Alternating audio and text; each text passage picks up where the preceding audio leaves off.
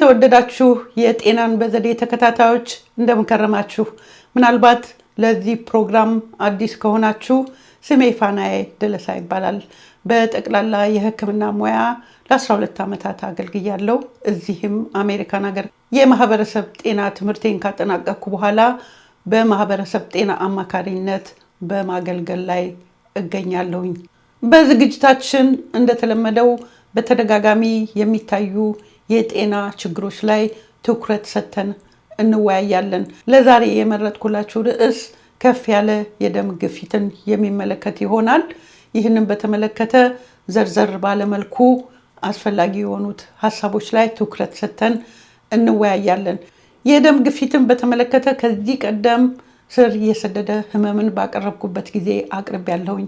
ለዛሬ በድጋሚ ማቅረብ የፈለኩበት ምክንያት እንግዲህ ስር የሰደዱ ህመሞች ማለትም የደም ግፊትን ከፍ ያለ የደም ግፊትን ጨምሮ የስኳር በሽታ፣ ስትሮክ፣ የልብ ህመም በመሳሰሉት ሰዎች ያለ ጊዜ ህይወታቸውን ሲያጡ ለከፋ የጤና ችግር ሲጋለጡ እንመለከታለን። እነዚህ የሚያስከትሉትን የከፋ ችግር ደግሞ ጊዜውን ወቅቱን የጠበቀ ሳንዘገይ ትክክለኛ መረጃ ላይ የተመረኮዘ እርምጃ በመውሰድ በአብዛኛው መከላከል ይቻላል። በሀገራችንም እንደምናየው እነዚህ ልንከላከላቸው በምንችላቸው ሁኔታዎችና የጤና ችግሮች ሰዎች ህይወታቸውን ያጣሉ፣ እንዲሁም ደግሞ የአልጋ ቁራኛ ሲሆኑ እንመለከታለን። ስለዚህ በዛሬው ዕለት እነዚህን መከላከል እንዴት እንደሚቻል እና አስፈላጊ የሆነው ትክክለኛ እርምጃ ምን እንደሆነ በዝርዝር እንወያያለን ማለት ነው። ከዛሬው ዝግጅታችን እንድትረዱ የምፈልገው ነገር አለ። በቅርብ ጊዜ አንድ ወጣት ኮሜዲያን ወንዶሰን በደም ግፊት የተነሳ ህይወቱን አጥቷል። ይህ በጣም የሚያሳዝን ሁኔታ ነው። የዛሬው ዝግጅታችን ዓላማ ባለቤቱ በሴፉ ሾው ላይ ቀርባ በሰጠችው አስተያየት ላይ ተመርኩዘን ትምህርታዊ የሆነ ጠቃሚ መረጃን ለማካፈል የታለመ እንጂ ወንዶሰንን ለሞት ያበቃውን ሁኔታ ለመዘርዘር ያቀደ አይደለም። ይህ ፕሮግራማችንን ለምትከታተሉን ከልብ እናመሰግናለን። ፕሮግራማችን ደግሞ እስከ መጨረሻው እንድትከታተሉን በትህትና እንጠይቃለን።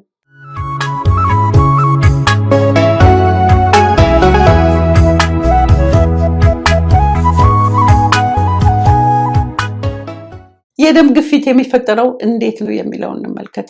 የደም ግፊት በሁለት ቁጥሮች ነው የሚገለጸው። በአማርኛ የላይኛውና የታችኛው ይባላሉ። እነዚህ ቁጥሮች በእንግሊዝኛ ሲስቶሊክ እና ዳያስቶሊክ ተብለው ነው የሚጠሩት። ጤናማ የደም ግፊት በአጠቃላይ 120/80 ነው። 120/80 እነዚህ ሁለት ቁጥሮች ከምንድን ነው የሚመነጩት? እንግዲህ 120/80 ክሊኒክ ሄደን ደማችንን በመሳሪያ ስንለካ መሳሪያው ላይ የሚታየው ቁጥር ነው። ይህ ቁጥር ከየት ነው የመጣው የሚለውን እንመልከት። ለጤንነታችንና በህይወት ለመኖር የሚያስፈልጉን የተለያዩ ውጤቶች ወደ ተለያዩ የሰውነታችን ክፍሎች የሚጓጓዙት በደም ውስጥ ሆነው ነው። እነዚህን የያዘው ደም የሚነሳው ከልብ ነው። ስለዚህ ልብ በውስጡ የያዘውን ደም እነዚህ የተለያዩ ጠቃሚ ውጤቶችን የያዘ ደም ወደ ደም ቧንቧዎች ውስጥ ያስገባል ማለት ነው። ይህ ከልብ ወደ ደም ቧንቧዎች የገባው ደም በደም ቧንቧዎቹ ግድግዳ ላይ የሚያሳርፈው ጫናና ግፊት የመጀመሪያውን ቁጥር ይፈጥራል ማለት ነው። 120ውን የሚፈጠረው በዛን ሰዓት ነው። ልብ እንደገና በአዲስ ደም ሲሞላ ዘና ብሎ እየተሞላ ባለበት ሰዓት በእነዚህ የደም ቧንቧዎች ውስጥ የሚመዘገብ ዝቅ ያለ ቁጥር ሁለተኛው ቁጥር ነው። ይህም 80 ነው ማለት ነው። ጤናማ የደም ግፊት 120/80 ነው ቢባልም በተለያየ እድሜ ክልል ውስጥ የሚኖረን ጤናማ የደም ግፊት የተለያየ ነው። ለምሳሌ ህፃናት ላይ የሚታይ የደም ግፊትና ወጣቶች ላይ ያለ የተለያየ ነው። ወጣቶችና እድሜያቸው ገፋ ያሉ ሰዎች ላይ የሚታይ የደም ግፊት የተለያየ ነው። ከፍ ያለ የደም ግፊትን የሚያስከትሉ ሁኔታዎች ምንድናቸው የሚለውን እንመልከት። እንግዲህ ከፍ ያለ የደም ግፊት በተለያየ ምክንያት ሊከሰት ይችላል። አንደኛው ምክንያት በቤተሰብ የሚወራረስ ለደም ግፊት የመጋለጥ ሁኔታ አለ። ይህ በቤተሰብ የሚወራረስ ለደም ግፊት የመጋለጥ ሁኔታ ከተለያዩ ሌሎች ሁኔታዎች ዕለት ተዕለት ከምናደርጋቸው ከተለያዩ ሁኔታዎች ጋር ሆኖ የደም ግፊት ህመምን ሊፈጥር ይችላል። ከተጋላጭነት ወደ ህመምተኛነት ልንሸጋገር እንችላለን ማለት ነው። ስለዚህ ዕለት ተዕለት የምናደርጋቸው የተለያዩ ሁኔታዎች ምንድን ናቸው? ከፍ ያለ ከመጠን ያለፈው ውፍረት ሲኖር፣ በምንመገበው ምግብ ውስጥ ከፍ ያለ ጨው የምንመገብ ከሆነ፣ የሰውነት እንቅስቃሴን ያለማድረግ፣ ጭንቀት ማብዛት፣ ጤናማ የሆነ እንቅልፍ ያለመተኛት፣ በምንተኛበት ጊዜ የማንኮራፋት ችግር ካለን ለደም ግፊት ሊያጋልጡን ይችላሉ። ሌላው ሁኔታ ምንድነው? የደም ግፊት ጤናማ እንዲሆን የሚረዱ የውስጥ አካላት አሉ። እነዚህ የውስጥ አካላት አንደኛው ኩላሊት ነው፣ ሁለተኛው ደግሞ ልብ ነው። ሌላው ሆርሞን የተባለ ውጤትን የሚያመርቱ የተለያዩ የሰውነታችን ክፍሎች አሉ። የነዚህ ህመም ለደም ግፊት ሊያጋልጥ ይችላል። የደም ግፊት ስንት ደረጃዎች አሉት? እነዚህ ደረጃዎችስ ምንን ያመለክታሉ የሚለውን እንመልከት። ከፍ ያለ የደም ግፊት የተለያዩ ደረጃዎች አሉት። እነዚህ ደረጃዎች የሚያመለክቱት ምንድን ነው? ደረጃው ከፍ ባለ ቁጥር የህመሙም ጥናት የህመሙም ክብደት ከፍ ያለ ነው ማለት ነው። የሚወሰደው እርምጃ የተለያየ ነው ማለት ነው። የደም ግፊት 4 ደረጃዎች አሉት። እነዚህ 4 ደረጃዎች የሚከተሉት ናቸው። የመጀመሪያው መጠነኛ ከፍታን ያለው የደም ግፊት አለ። ይህ ከ120 እስከ 129 የላይኛው ቁጥር፣ የታችኛው ቁጥር ደግሞ 80 ሲሆን ነው መጠነኛ ከፍታ ያለው የደም ግፊት የሚባለው። አንደኛ ደረጃ የደም ግፊት ደግሞ ከ130 እስከ 139 የላይኛው፣ የታችኛው ደግሞ ከ80 እስከ 89 ሲሆን ነው አንደኛ ደረጃ የደም ግፊት የሚባለው። ሁለተኛ ደረጃ የደም ግፊት ደግሞ የላይኛው 140 የታችኛው ደግሞ 90 ሲሆን ነው ማለት ነው።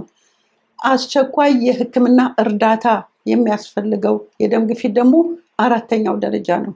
ይህ የደም ግፊቱ መጠን የላይኛው 180 የታችኛው ደግሞ 120 ሲሆን ነው ማለት ነው። እንግዲህ እነዚህ የተለያዩ የደም ግፊት ደረጃዎች የሚያመለክቱት ደረጃው በጨመረ ቁጥር የህመሙም ጥናት የህመሙም ከፍተኛነትና ከባድነት እየጨመረ ይሄዳል። የሚደረገውም የሚወሰደውም እነዚህን የደም ግፊቶች ለማስተካከል የሚወሰደው እርምጃና የሚሰጠው መድኃኒት የተለያየ ነው ማለት ነው።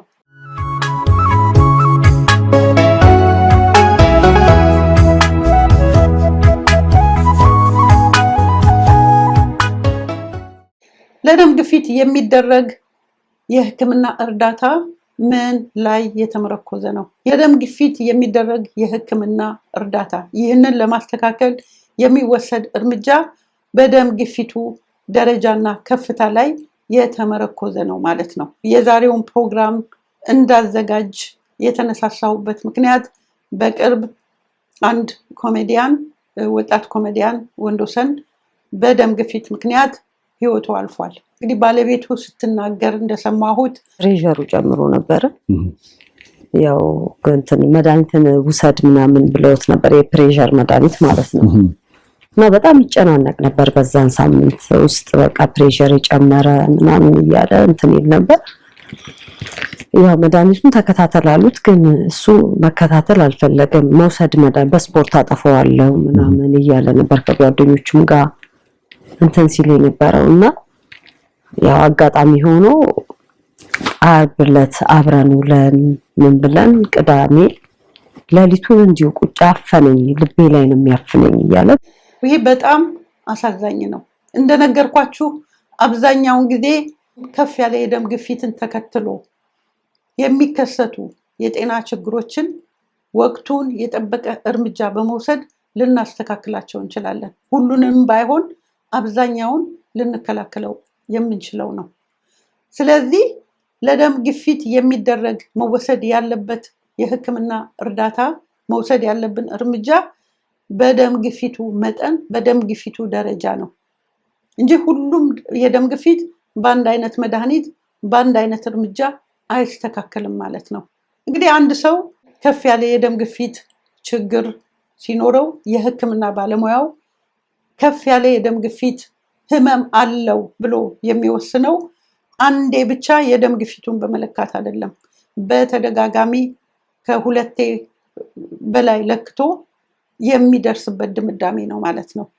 የደም ግፊቱን ከመለካት ባሻገር የቤተሰቡን ታሪክ፣ ምናልባት በቤተሰብ የሚወራረስ ሁኔታ ካለው፣ እንዲሁም በኑሮ ዘይቤ ለደም ግፊት የሚያጋልጠው ሁኔታ የሚያደርግ ከሆነ አመጋገብ፣ የሰውነት እንቅስቃሴ፣ የሚያደርገው የአካል ምርመራና የላቦራቶሪ ምርመራ አንድ ሰው የደም ግፊት አለው ብሎ ይደመድማል ማለት ነው። ይሄ ብቻ አይደለም። የደም ግፊቱ መጠነኛ ከፍታ ነው፣ አንደኛ ደረጃ ነው፣ ሁለተኛ ነው፣ አስቸኳይ የሕክምና እርዳታን የሚጠይቅ የደም ግፊት ነው ብሎ በዛ መሰረት ይወስናል ማለት ነው። ስለዚህ የሕክምና ባለሙያው የሚሰጠው የሕክምና እርዳታና ምክር በደረጃው መሰረት የተለያየ ነው ማለት ነው። ስለዚህ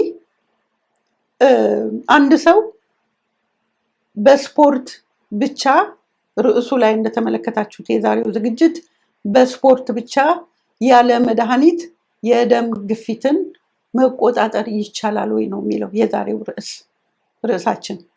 በስፖርት ብቻ ያለ መድኃኒት የምንቆጣጠረው ከፍ ያለ የደም ግፊት መጠን መጠነኛ ከፍታ ያለው የደም ግፊት ነው። መጠነኛ ከፍታ ያለው የደም ግፊት ሲኖረው አንድ ሰው የደም ግፊቱ መጠን 120 እስከ 129 በ80 ነው ብያችኋለሁ። በዚህ መጠን የደም ግፊታቸው ከፍ ያለ ሰዎች የኑሮ ዘይቤያቸው ላይ ለውጥ በማድረግ የደም ግፊታቸውን ሊያሻሽሉ ይችላሉ ማለት ነው። ይህ በኑሮ ዘይቤያቸው የሚያደርጉት ለውጥ የተለያዩ ሁኔታዎችን ማሟላት አለበት። የመጀመሪያው ጤናማ የሰውነት እንቅስቃሴ ነው። ጤናማ የሰውነት እንቅስቃሴ ማድረግ ማለት የሰውነት እንቅስቃሴን የኑሮ ዘይቤያችን ውስጥ ማካተት ይኖርብናል ማለት ነው። ልክ ለመኖር ምግብ መመገብ እንዳለብን ሁሉ ከፍ ያለ የደም ግፊትንም ለማስተካከል የሰውነት እንቅስቃሴን የኑሮ ዘይቤያችን ውስጥ መጨመር ይገባናል ማለት ነው።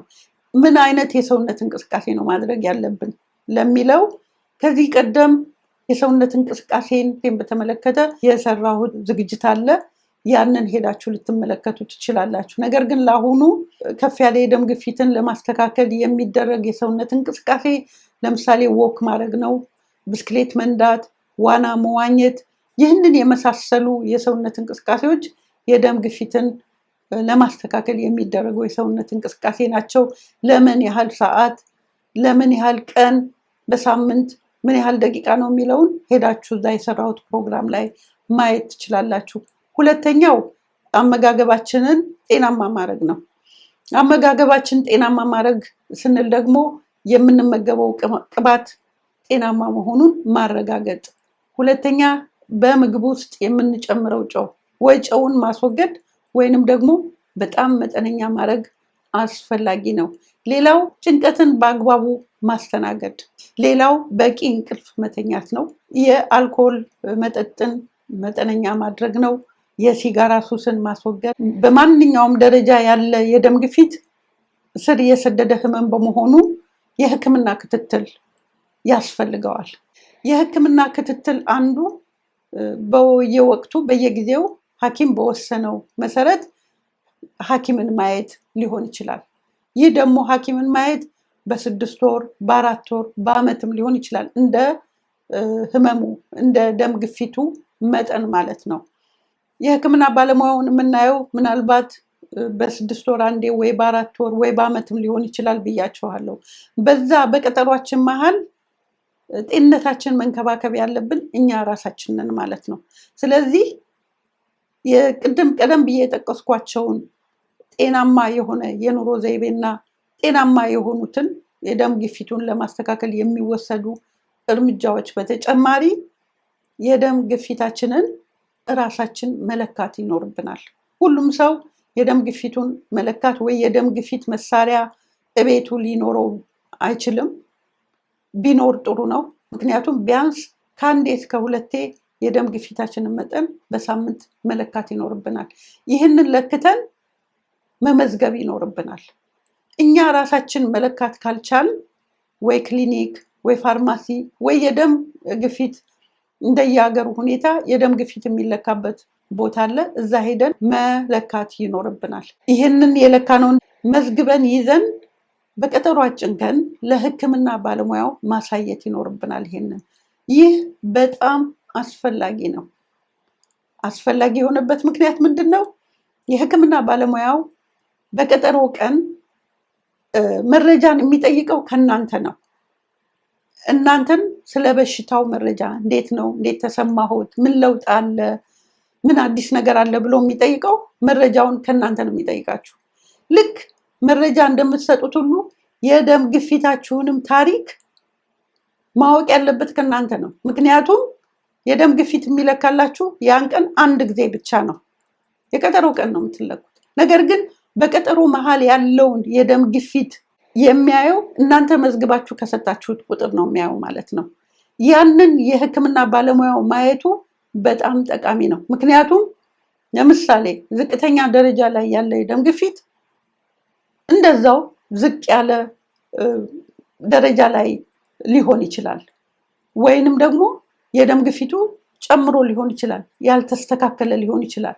በአመጋገብና በሰውነት እንቅስቃሴ እንዲሁም ሌሎችን የኑሮ ዘይቤ በማስተካከል ልናስተካክለው የሞከርነው የደም ግፊት መጠን እነዚህ ሁኔታዎች ወይኛ በሚገባ አላደረግናቸውም ወይንም ደግሞ ምናልባት በዛ ሰሞን ጭንቀት በዝቶብን ሊሆን ይችላል። በተለያየ ምክንያት የደም ግፊቱ መጠነኛ ሳይሆን ምናልባት አንደኛ ደረጃ ላይ ያለ የደም ግፊት እዛ ደረጃ ላይ ደርሶ ሊሆን ይችላል። ስለዚህ የሕክምና ባለሙያው እናንተ መዝግባችሁ ከምትሰጡት የደም ግፊት ንባብ የሚረዳው ምንድነው? የደም ግፊታችሁ እንዳልተስተካከለ ነው የሚረዳው። ይህ በሚሆንበት ጊዜ የሕክምና ባለሙያው ጊዜ ሳይወስድ ሕክምናው ላይ ማስተካከልን ያደርጋል። ይህ እንግዲህ ዝቅተኛ ደረጃ ላይ ያለ የደም ግፊት ሲሆን ነው። ሌሎችም ደረጃዎች ላይ ያለ የደም ግፊት አሁን ለምሳሌ መድኃኒት ሊቀንስ ይችላል፣ መድኃኒት ሊጨምር ይችላል መጠኑን፣ ወይም ደግሞ መድኃኒቱን ሊቀይርም ይችላል። ስለዚህ ከምታደርጓቸው ነገሮች በተጨማሪ የደም ግፊታችሁን ቢያንስ በሳምንት ከአንዴ እስከ 2 ለክታችሁ ወይ ሄዳችሁ አስለክታችሁ ያንን መዝግባችሁ ይዛችሁ የሕክምና ባለሙያን ማየት እና ለሕክምና ባለሙያው ማሳየት በጣም አስፈላጊ ነው። እንግዲህ አንደኛ፣ ሁለተኛና አስቸኳይ ሕክምና እርዳታ የሚያስፈልገው ከፍ ያለ የደም ግፊት በተለያየ ሁኔታ የተለያየ ሕክምና ነው የሚደረግለት ብያቸዋለሁ። ይህ ማለት ጤናማ የኑሮ ዘይቤና የሰውነት እንቅስቃሴ፣ ጨውን ከምግባችን መቀነስ፣ ጤናማ ቅባት፣ ጭንቀትን ማስወገድ፣ ጤናማ የሆነ እንቅልፍ መተኛት፣ እነዚህን እርምጃዎች መውሰድ ለሁላችንም አስፈላጊ ነው። ከፍ ያለ የደም ግፊት ኖረንም አልኖረንም ይህንን ዘይቤ መከተል በጣም ጠቃሚ ነው።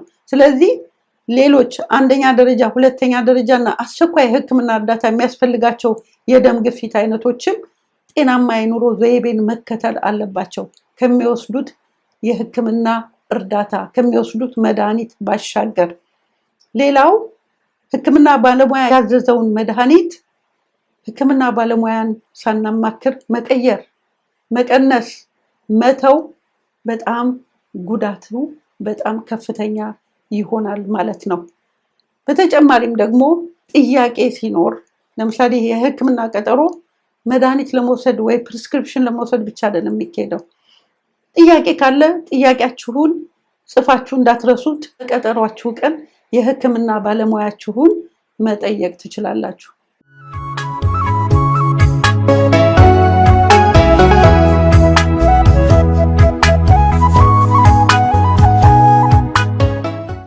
ከፍ ያለ የደም ግፊት አደገኛ የሚሆነው ለምንድን ነው የሚለውን እንይ።